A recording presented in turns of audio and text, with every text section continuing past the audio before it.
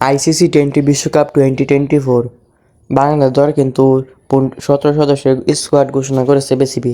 তো এই স্কোয়াডে কিন্তু মেহেদী এবং সাইফুদ্দিন বাদে ঘোষণা করেছে বিসিবি। তো চলুন দেখেন এক নজরে। Number 1 Najmul Hossain Shanto captain. Number 2 Liton Kumar Das opening batsman. Number 3 Tanzid Hasan Tamim opening batsman. Number 4 Shakib Al Hasan bowling allrounder. Number 5 Mahmudur Riyad middle order batsman. Number 6 Towhid Hridoy middle order batsman. Number 7 Sheikh Mehedi bowling allrounder. Number 8 Lishat Hossain spin bowling.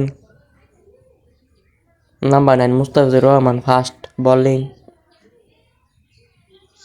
Number 9 Taskin Ahmed vice captain and fast bowling. Number 11 Shoriful Islam fast bowling. Number 12 Tanzim Hasan Sakib fast bowling. Number 30 Shimu Sarkar opening batsman. Number 40 Zakir Ali Anik middle order batsman and wicket keeper.